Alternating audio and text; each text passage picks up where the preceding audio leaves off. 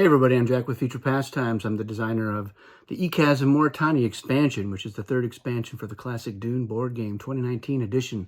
One of the variants in that expansion is something called Nexus cards.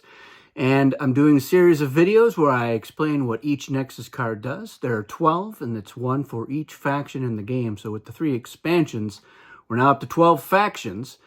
And the way the Nexus cards works is whenever there is a Nexus, at the end of that Nexus, if there's an alliance between at least 2 players, anybody who is not in an alliance can draw a Nexus card. And that's going to give them a one-shot effect. That is secret effect that nobody knows about. Now, there are 3 different possible effects on a Nexus card, but only one is possible to be playing, depending on who you are and which factions are in the game. So there is a betrayal effect, and that is for when the faction corresponding to the Nexus card is in the game, but it is not you. There's a cunning effect when it is you, and then there is a secret ally effect for when that faction is not in the game. So we're going to be looking at the Emperor's Nexus card, and we'll explain all the effects and how they work. So we're going to start with the betrayal effect. So the Emperor is in the game, but you are not the Emperor, and you've drawn this card. And it's a little bit like a Karama in that it's going to cancel something that the Emperor can do. So, and it says right on there, cancel an Emperor advantage. So force the Emperor to pay for their ally's treachery card during bidding at least as much spice as necessary. Or the other effect that you can cancel is while making battle plans, prevent the Emperor from using their Sardaukar advantage. So this gives you 2 options, especially if you're playing advanced. If you're playing basic, there's really only one option, and that is that the Emperor has to pay for the treachery cards. Now, the way that normally works is if you're allied with the Emperor, they can give you the spice, and then you pay for the card by giving the spice right back to the Emperor. So in this case, the Emperor has to pay for that card, and it goes to the spice bank. So that that will slow them down a little bit. It may not put a huge dent. It just depends on how things have been going, how early in the bidding phase this happens, what else is going on.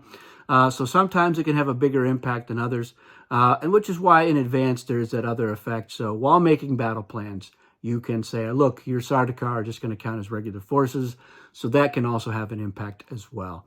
Now, speaking of basic and advanced, we're going to go on to the cunning, which is if the Emperor draws their own card. And there's a rule that if you do draw your own Nexus card, you may immediately discard it and then draw another one. And that is because some of these cunning effects only work in advance. So, for instance, before formulating your battle plan, you may count 5 of your forces as Sardaukar if you have none in that battle.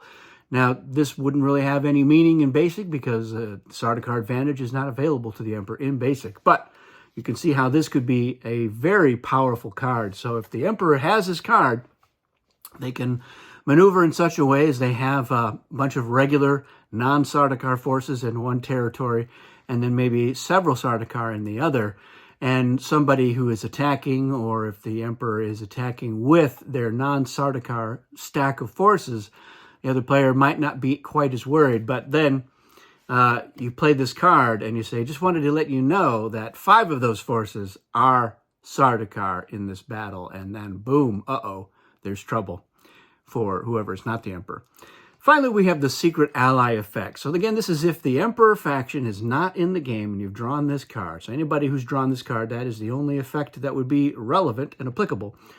And it works a little bit like having an actual alliance with the Emperor, even though it is only a one-shot effect. So if the Emperor is not in the game, keep your spice when buying a treachery card. You must show that you have the amount you would have paid, or revive 3 additional forces beyond revival limits during revival for free. So these are 2 things that normally the Emperor can do for you. They can pay for 3 additional revivals, or of course they can give you the spice that you need to make a payment. So here, if you have at least 6 spice or 5 spice or whatever, and you bid that amount, then you can play this card. You can say, here it is, here's the 6 spice, but now I don't have to actually spend it. It stays here. And this of course, only works for a normal treachery card. So you wouldn't be able to use this on a richess card because you do have to pay richess. Normally, the Emperor could help you to pay for a richess card as well, but that is something that is important to note, that the richess have enough disadvantages already. This is not meant to screw them over. It's just meant to save you some money on the purchase of a normal treachery card. So that is how the Emperor's Nexus card works. Once you play the card, it is discarded. Now, if you have this card and you then subsequently get into an alliance, you do have to discard it. And the other thing is, if you have this card and another Nexus occurs, and at the end of that Nexus, there is at least one alliance, then you can choose to discard this to draw a new one. If you think, maybe I'll get a different effect that can help me out more in the situation that I am in currently.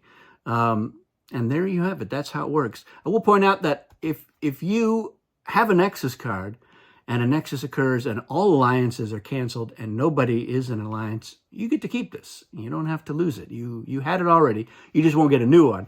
And so that's the time you draw, is there needs to be an alliance already in play. And I will further point out that if at the end of the Nexus, let's say a Nexus occurs, but no alliances were formed, but in a previous turn, there was an alliance made by Moritani using their enemy of my enemy advantage, or by Ikaz using their Duke Vidal, or not Duke Vidal, but their ambassador, the Ikaz ambassador. That is an alliance.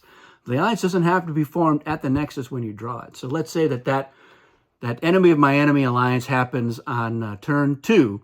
In turn 3, there is a Nexus and nobody else gets into an alliance. Yes, you can draw a Nexus card. So that was a question that came up in the past week or so, and I figured I'd answer it here. So that's it. If you have any other questions, let me know, and let me know what you think of Nexus cards as you are getting a chance to use them. They should be on Treachery Online if you want to try it out. If you're playing solo against some bots, you can add in the Nexus cards as a way to experience them. If you haven't had a chance to buy the expansion yet or play it at a friend's house, I do encourage you to buy the expansion. Support all Dune efforts and your publishers so that they keep on publishing. That's it for this video. Thanks everyone for watching. We'll see you again soon.